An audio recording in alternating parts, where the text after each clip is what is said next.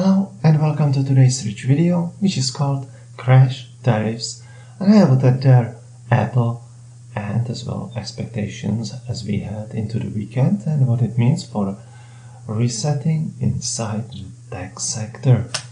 You pretty know well what I do on my site, the rich Telegram channels and Twitter feed. Thank you for liking this video and subscribing to the channel. Thank you for liking once again, it helps much. Let's start with yields. You remember my call about this week, they not going to be standing in the way of equities, and it's panning out following Monday's DeepSeek dive, which is being absorbed and being dealt with in S&P 500, and positive developments are present as well in the Nasdaq, as you will see further on. Bonds. Is this a risk-on posture or not? Have we seen a reversal in junk corporate bonds? Not exactly. Just an intraday setback. It's temporary and it's been forced with the Mexico and Canada 25% tariff threat. Maybe coming this weekend, maybe not. Let's see. Anyway, it will be interesting how equities get positioned for that right before the close. And the same goes for what happens on Monday, whether they are or are not enacted. As well, you know that I tweeted already about the threat of China tariffs being in the works, being worked out.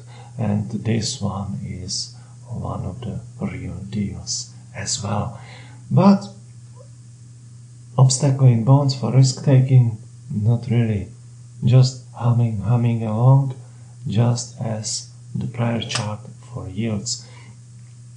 Trading signals, which is the all-inclusive publication ideally accompanied with intraday channel for equities and crypto, where we do great work with Ellen for nimble intraday traders. And if you are interested about commentary, what is unfolding in the markets whenever data hits, and throughout the session, US session, European session, my call for gold to be the really squeezing one asset, as I had been provocatively asking yesterday at the beginning of the session, and in this video I will link to it so that you can review it. Thank you for the great reception and how you welcome my daily return to YouTube.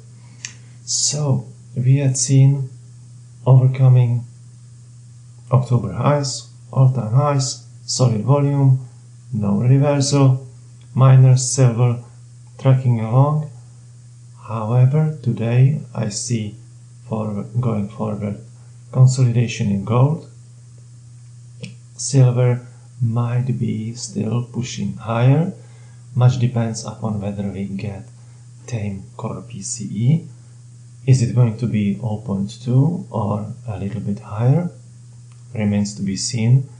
I look for figure roughly in line, but not a distinct surprise that would allow the Fed to take its variable foot of the pedal, of the brake pedal. There I take Powell as having made his stance clear Wednesday, no matter the usual flip-flop on during the conference when saying the dropping of the inflation fighting note, satisfaction with the progress not to be taken at its face value. Well, it remains to be seen, and I maintain that we are positioned for a showdown between Trump and Powell in the months ahead.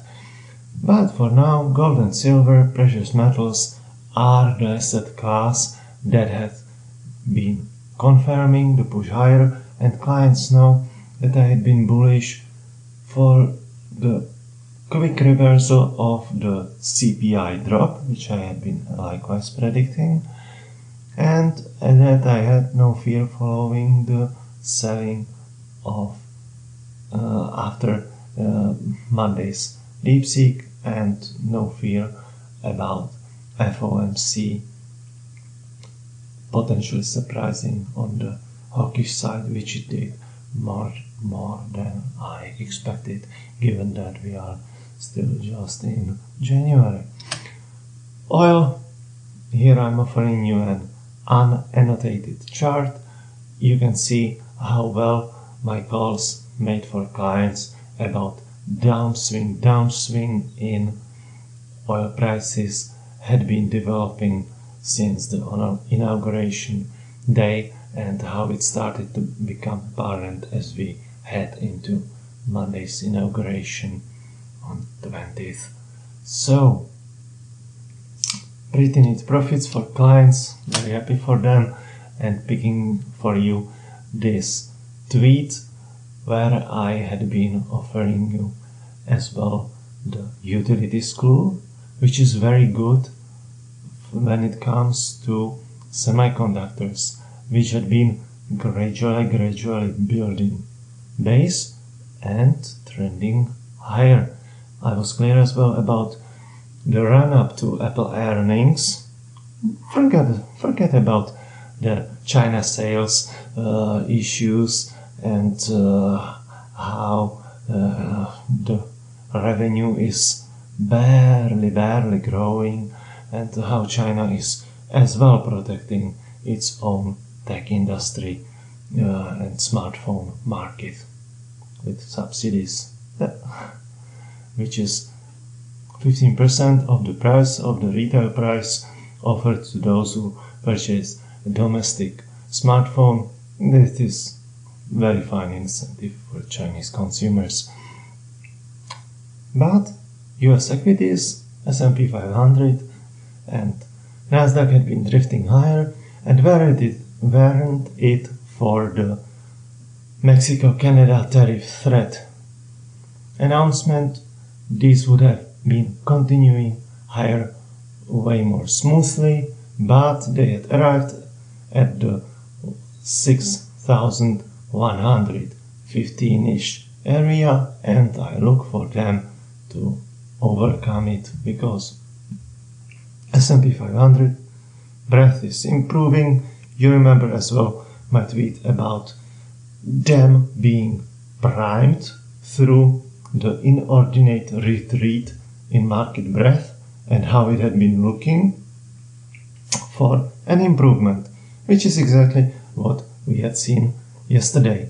And the sectoral clues and my reading of the situation panned out, and I got the confirmations, so I could be just repeating the bullish calls for clients following the retail opening flush and recovery of the lows, high conviction call. This is the market breadth, and you see how equal weighted is improving, and finally we saw as well the tech breadth percentage of stocks trading above their 50-day moving averages move up, and it ties into the improvement seen in semiconductors, which is indirectly confirmed by the price recovery in utilities, electricity generation, so as to power those data centers, meaning we would be still depending on high quality top-end GPUs supplied by NVIDIA. High bookings by ASML, discussed in earlier videos. Just review them because they are all tied together, and the market is telling the story, and I'm presenting you the best pieces as fast as I can. Look at the sectoral overview: utilities surging, financials, industrials, great smashing. Look at the charts: NVIDIA building the base, and it will be slowly improving its technical stance, because the selling volume looks to have dried up. Lower knots are price rejection. Meta, clear winner. increasing capex, winning in the AI race. Compare that against Microsoft, which is not exactly putting more money on the AI table than it had been in prior quarters, and the stock had been duly punished for lack of conviction in bringing outsized growth, which is not the case of Meta, which is building higher highs and powering up with barely a pullback, and dips are shallow, being bought, solid momentum. Apple, today's tone setter, and I do see it defending the 243 level. If we dip to that area following the opening bell with ease and drifting higher. Forget not about the themes. Financials, lasting winner, one of the drivers, the key driver of the S&P 500 upswing right now. My join page to help you select what's right for you. Treat yourself to my real-time thoughts every single day, right when they are published, right when they come up. Ideally combine the daily analysis with the intraday updates being served first for clients with additional Helen's work. You know pretty well my trading story and what I had to go through to bring you my very best, totally unrestricted from all the bullshit that my beautiful continent can present you with. Obligatory disclaimer. Talk later and have a great weekend in advance.